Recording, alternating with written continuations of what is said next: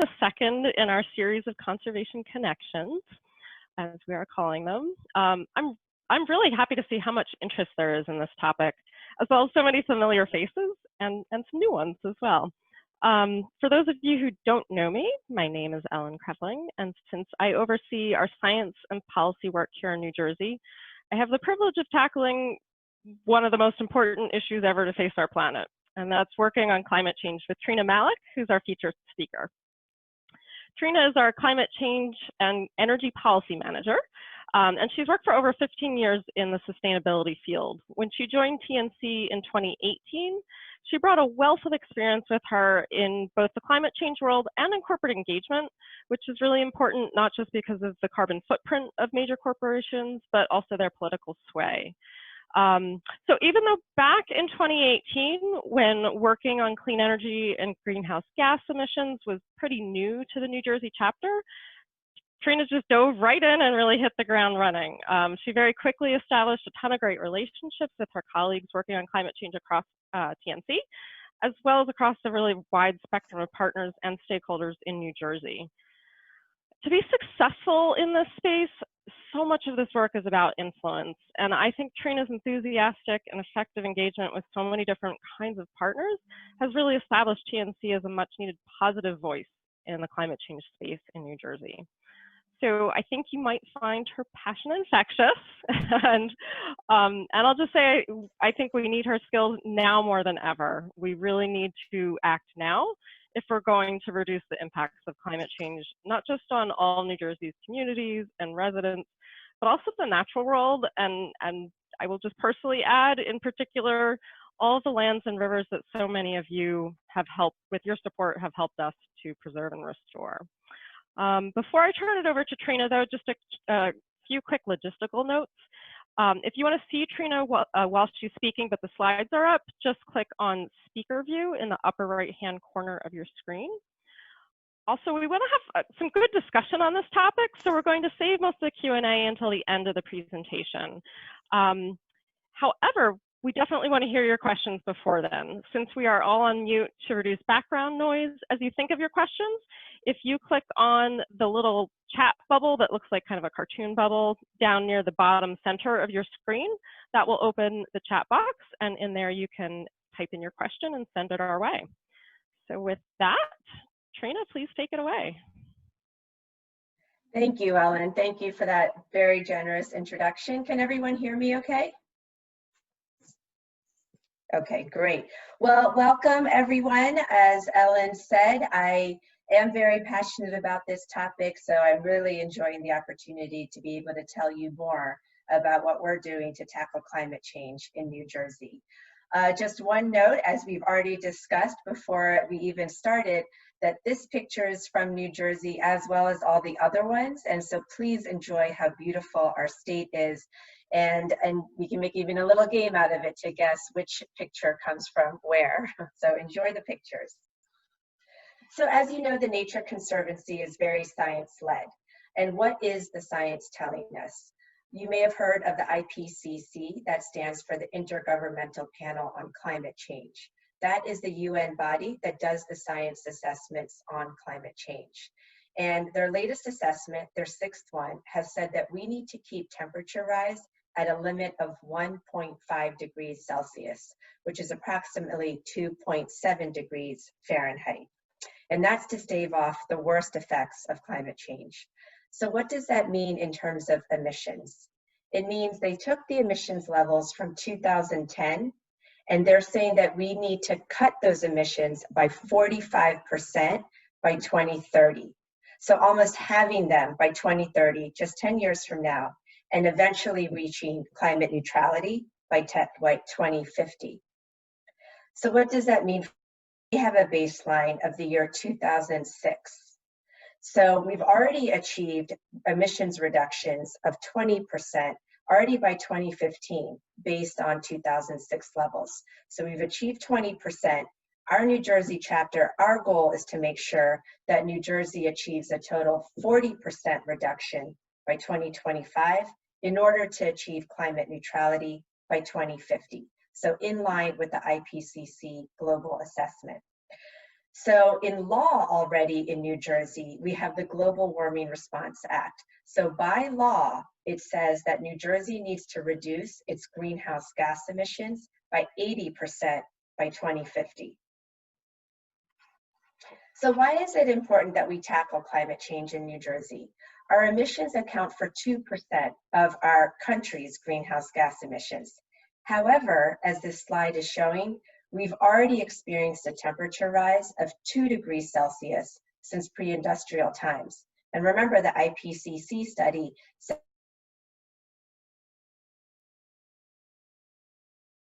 exceeded that.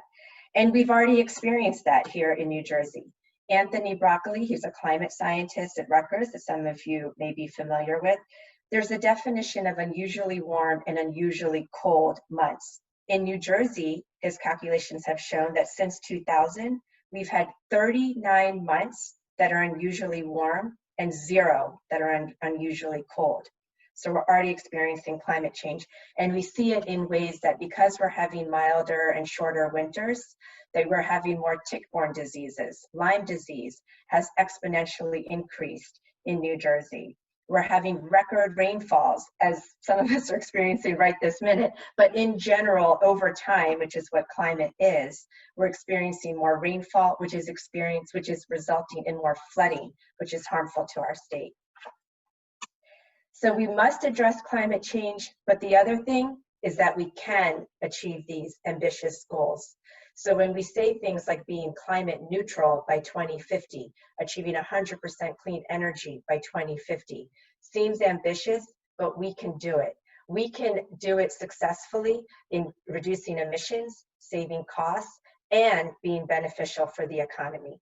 New Jersey can serve as a role model, as a template of how other states in the US can achieve climate neutrality and other regions and nations around the world. One thing I want to clarify, what do we mean by carbon neutral or climate neutral?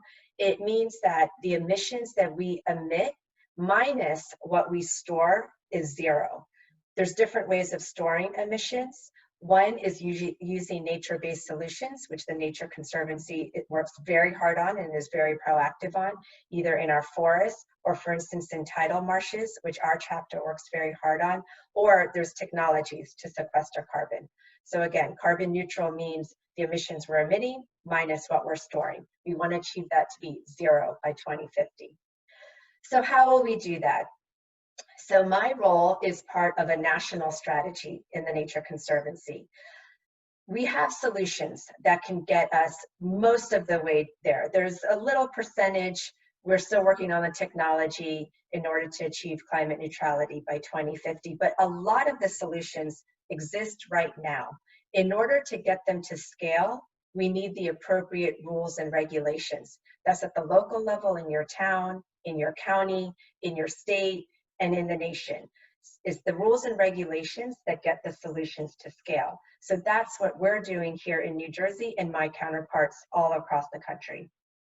So as Ellen mentioned, my background is corporate engagement. So we are very lucky in New Jersey that we have a very strong corporate sector. We have big multinational companies all the way to smaller organizations that also have a commitment to address climate change and to reduce emissions. So I've engaged with about 25 large corporations that have a presence here in New Jersey. They've made their commitments to their share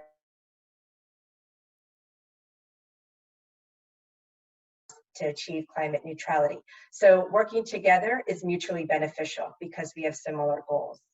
We collaborate with other nonprofit organizations. We each come with our own expertise. There's power in numbers. We make sure we're not duplicating efforts, but we're acting pragmatically together to achieve these goals. And then effective communications and messaging, which I'll provide some examples of throughout the presentation. So, what kinds of rules and regulations are we working on? That comes from what are the biggest sources of greenhouse gas emissions. So in New Jersey, our sources of greenhouse gas emissions are the following: 42% from the transportation sector, 33% from the building sector, and 19% from the electricity sector. So that's how we're going about reducing emissions. So let's start with the transportation sector. It is the biggest source of our greenhouse gas emissions, and it exemplifies why corporate engagement is so important. A little known fact is at any given time, over 50% of vehicles on US roads come from corporate fleets. So that's a staggering number. So one thing I do and have been doing is engage corporations on the electrification of transportation in a number of ways, putting charging stations at their facilities for their own fleets, but also for their customers or for their employees, to electrify their fleets and to provide incentives to their employees so that they have incentives to buy their own electric vehicles. So for instance, with a couple of other organizations, the New Jersey Sustainable Business Council and Ceres, I held an event in October for a corporate audience so that they could learn from each other and that they could accelerate electrifying their fleets, putting more charging stations on their facilities. And it was very successful. It's been 7-8 months since then. And I know from testimony from the corporates that attended, it did accelerate their installation of charging installation for vehicles, for electrifying their fleets, and even providing incentives to employees. At the end of that event, we provided a call to action because at the same time, New Jersey was advocating for an electric vehicle bill. We were part of that. A lot of other nonprofits were part of that. It was an aggressive effort because it's a very ambitious electric vehicle bill. So we put a call to action to the corporates that attended to sign on to a letter that we were going to send to the legislature and to the governor showing their support for this bill. We did get a lot of signatures that we did send to the legislature and the governor, and I'm very happy to say that in January of this year, it was signed into law, and so this really catapults New Jersey at the forefront of electric vehicle adoption in the United States. Some examples of what's in it is having a mandate that 330,000 electric vehicles be in New Jersey by 2025. To give you an idea of scale, we sold about 9,000 in 2019, so we have a long way to go on that.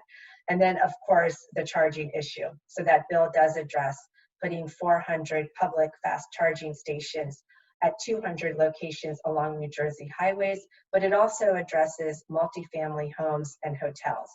Multifamily homes usually includes renters, so they don't make decisions about putting charging stations on their property that they live at. So, and then of course hotels, the guests don't have that option. So it's engaging with those that are property owners to say, put charging stations on so that there's more charging stations for those that own electric vehicles. Really excited to share with you that just last week, New Jersey launched Charge Up New Jersey. So it's very exciting. If you have purchased or leased an electric vehicle as of January 17th this year, then you are eligible now to apply for a $5,000 rebate. So if you've already purchased one or leased one since January, or you're thinking about purchasing or leasing an electric vehicle, go to Charge Up New Jersey, and then you can fill out the application to receive a $5,000 rebate. This program is the most comprehensive rebate program for electric vehicles in the country. And the other thing I want to say about electric vehicles and being at the forefront of it is that there's a whole sector around electric vehicles. It's, of course, the manufacturers, it's the supply chain that goes into the ultimate manufacture of the car, it's those that make the charging stations. There's a whole sector who are firmly established in California, as you can imagine. They're looking where to expand. So New Jersey has really established themselves as a place to expand for electric vehicles. So it is a job opportunity as well. So I mentioned that we use effective communication and messaging. When you say electric vehicles, now there is more information and awareness about what they are, but even as far back as 2019, there was a lot of outdated information in people's minds. There was, so it was outdated, maybe some misconceptions. So we developed a one-page infographic. There wasn't room on this slide to put that one page, so I just have 3 panels here just to show you the look and feel and some information that we had in that. and we spread it widely. And it was really fun preparing it because we found out a lot of new information, even those that work on electric vehicles all day long.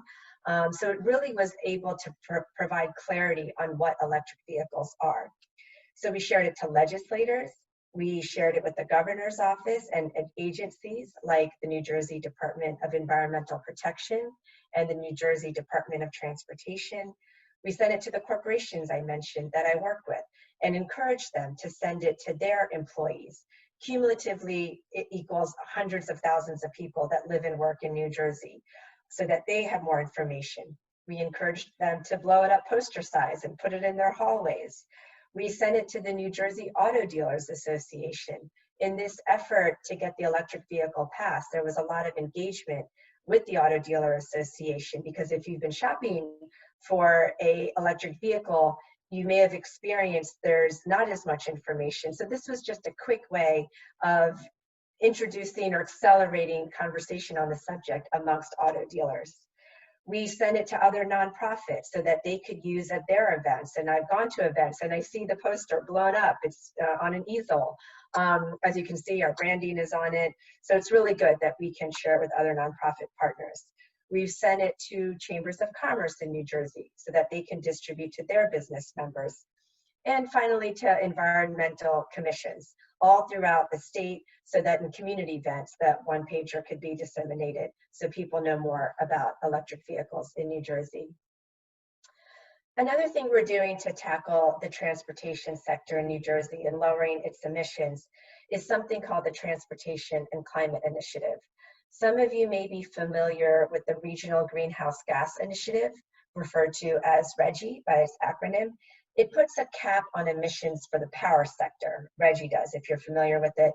The Transportation and Climate Initiative puts a cap on the transportation sector. So it's something that's been in development for quite a few years.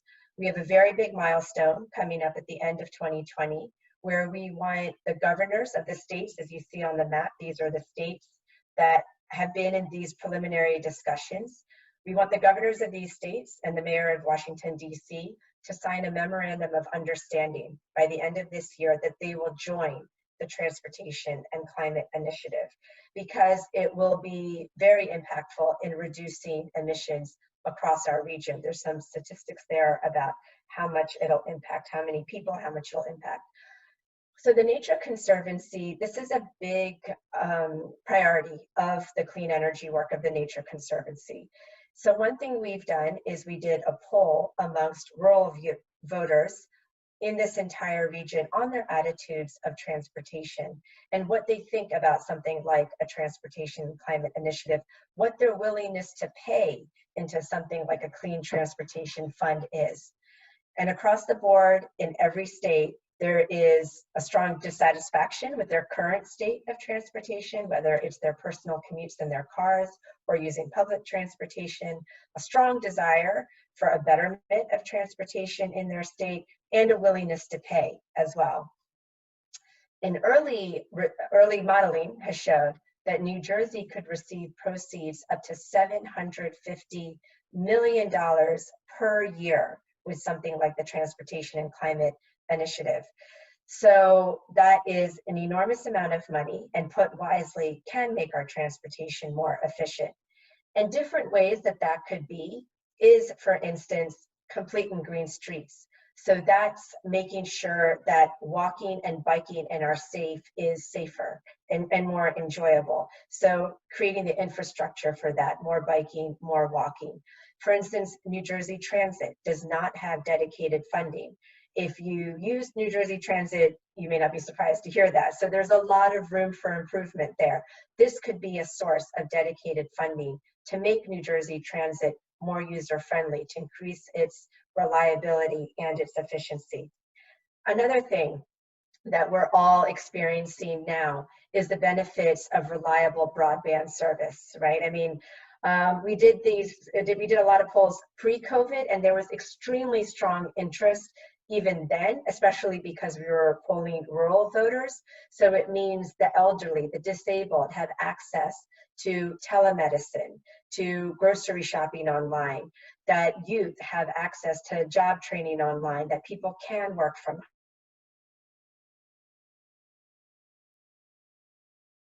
road, but it's a lifestyle opportunity here as well. Trina, Yes? you just froze for a second there. Okay. You said people can work from, and then we lost you for the rest of the sentence. Okay, thank you for letting me know, Carrie. I am getting a lot of messages that my internet is unstable right now, so just please keep letting me know. I was saying that people can work from home with better broadband access, so that could be a way that some of these proceeds are spent.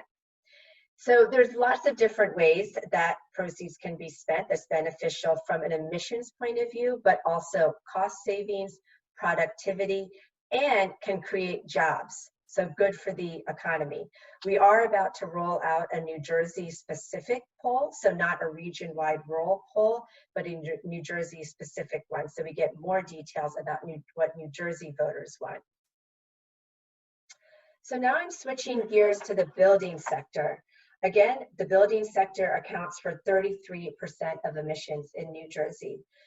This is a picture, I just downloaded it from the internet. I don't want to belabor the details of this, but I chose it because it's depicting that our buildings can produce as much energy as they consume.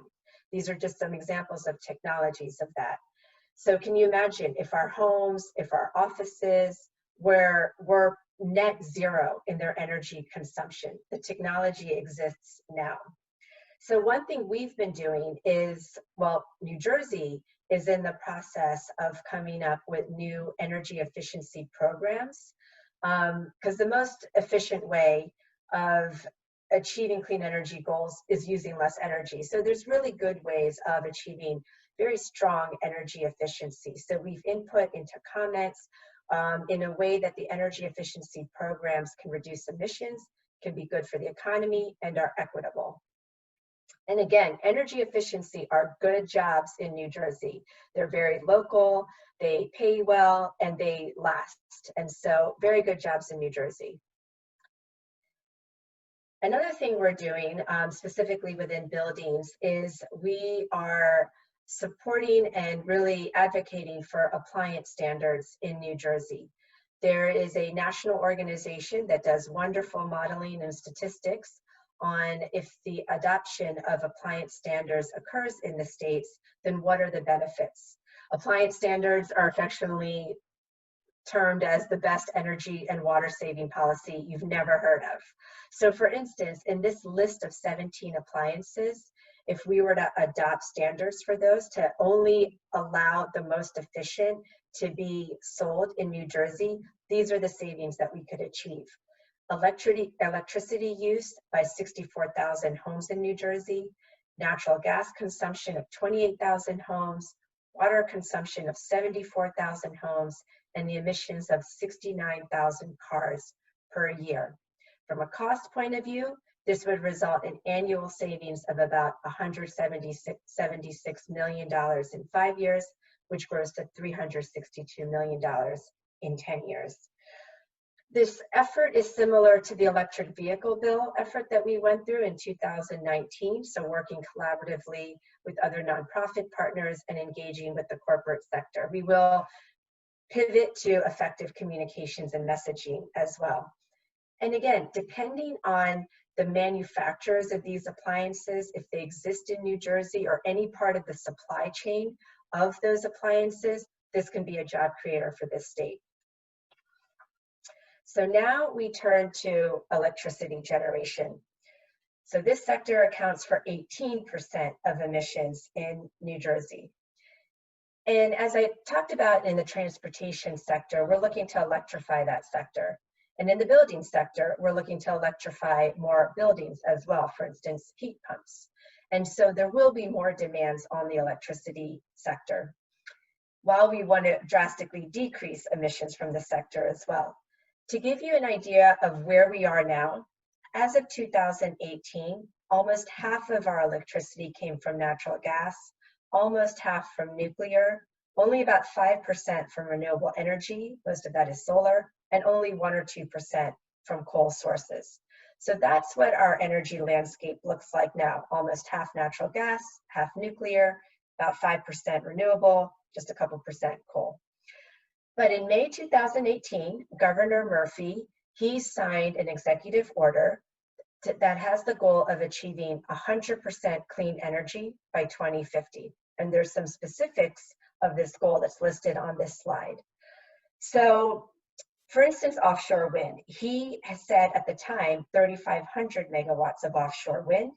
He has since increased that commitment to 7,500 megawatts of offshore wind. This is another great example of job creation in New Jersey, because our neighbors all up and down the East Coast are having increasingly ambitious goals for offshore wind. We really want a lot of that supply chain and all the jobs associated with this burgeoning industry to be based in New Jersey. Carrie, I'm seeing you nod your head. Did you lose me again? Okay. So in order to achieve the goal of 100% clean energy by 2050, the governor in January of this year signed an energy master plan. A lot of modeling went into how we would achieve some of these goals. There was a lot of stakeholder input. The energy master plan provides a roadmap of how this will be achieved. So we're not just, the governor, the legislature, none of the nonprofit partners are just putting out numbers there. There is science behind them. So there is an energy master plan that provides a goal of how we're going to achieve this. There's been some pushback to that goal. So I want to give an example of why corporate engagement matters, why it's effective. So because there's been some pushback, I asked Hugh Welsh, who's the General Counsel, Secretary, and President of DSM North America, who I know is supportive of it, to write a public opinion piece on it. DSM is one of those companies. It's a nutrition and chemicals company.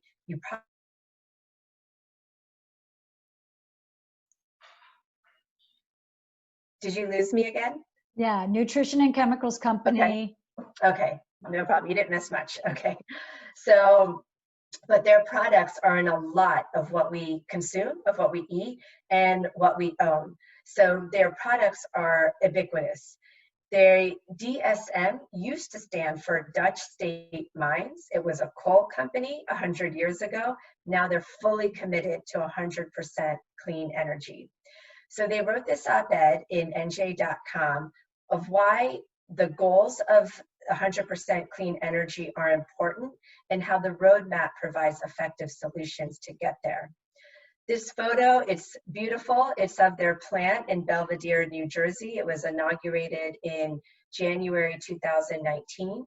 At the time, it was the largest solar plant in all of New Jersey and second biggest on the East Coast. It has since been superseded by the Great Adventure Six Flag solar farm in southern New Jersey. But they walk the talk. So they're committed to clean energy, and they're providing this plant you see in the background with solar energy. So with that, I want to thank you all for joining me today. I want to thank you all so much for your support in conservation. This is another reminder of how beautiful our state is and how effective our conservation work is in preserving it. I want to thank you for your support of the Nature Conservancy. We can achieve these clean energy goals, these emissions reduction goals. We can achieve them in a way that saves money, that creates jobs, is good for the environment. I was asked to leave with a call to action. And as 1/3 of the way of the presentation said, the way we can get solutions to scale is through appropriate rules and regulations. So whether it's at the local level, your county level, the state level, the federal level, look at candidates that are running, what their stance is on climate change, and vote accordingly so that we can get the solutions up to scale. And with that, I'm very happy to take questions. I know it was a lot of information, so if you think of something later or you want to take it offline, absolutely feel free to email me at the email address provided. Okay, and we have some questions from the chat, Trina. Okay. First question, are we currently on track to reach 40% emissions reduction by 2025? Yes, we think so, because already 20% has been achieved by 2015. And now we have a very aggressive electric vehicle adoption. Offshore wind is set to come online in a few years, let's say 3 years, maybe 4 years. So we are on track. Okay, and is there a model ordinance available to propose at the municipal level to help with these goals? Oh, I love that question. And I would love to get back to you on that. I would love that. I'm an environmental commissioner myself, so that's a good question for me to know as well for my town. Okay. Okay, and does electric vehicle, when you use the term electric vehicle, does that include plug-in electric hybrids? No, it's 100% electric vehicles. Okay. And are the batteries in EVs recyclable? Yeah, that's a great question. There still needs to be work on that. There is more recyclability of the batteries. There is more lifetime of the batteries than there was. So the technology is always evolving, but we do need more recyclability of all the parts of the battery as we get more electric vehicle adoption. Mm-hmm. The $750 million cost savings that you referenced, does that reflect the health benefits as well? That's a great question. So that refers to the Transportation and Climate Initiative. What that is a cap and invest program. It's a carbon market for the transportation sector. So the $750 million is the proceeds that would come out of that cap and invest. I don't want to get too technical, but in the carbon market, so Sue, if you have an allowance to emit some, and I have an allowance to emit some, and then you emit more than what you're allowed to, then you buy them from me. And that's how proceeds are created. That's how we get money out of a carbon market. And so the $750 million is not actually cost savings, but the proceeds that come from this carbon market. Right. But it's a great question on public health. I don't think any of the dollar figures that I mentioned in this presentation includes public health.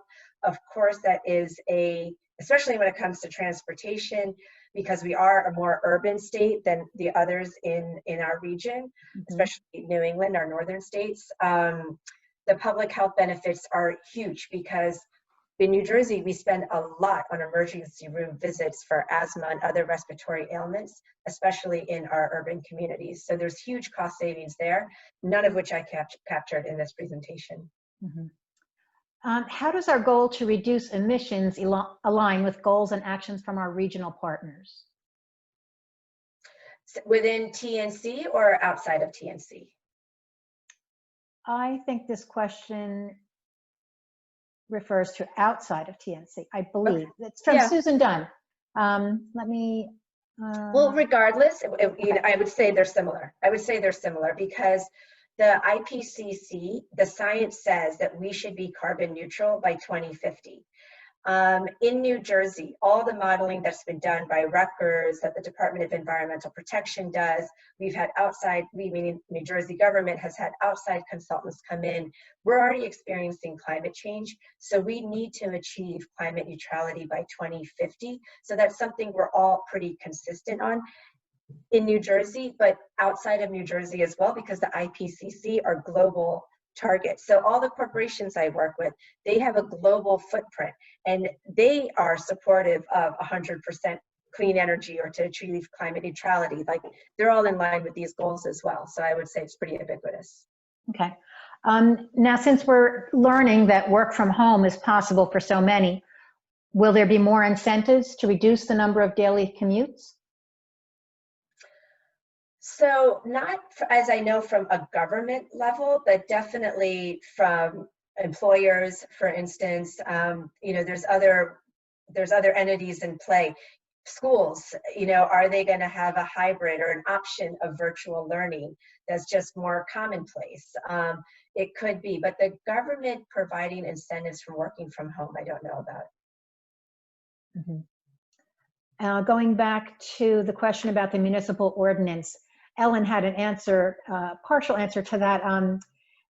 She mentioned that Sustainable Jersey has a small wind model ordinance and a special gold star level that municipalities can seek to achieve in energy. And that is all the questions in the chat right now. Anyone else want to put some questions in there?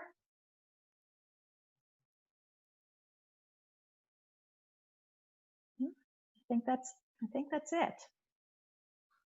Okay, well, thank you, everyone. As I said, you have my email address. If anything comes to mind later, please feel free to shoot me an email. I always enjoy talking about this subject in a way that's helpful to others and can have more impact.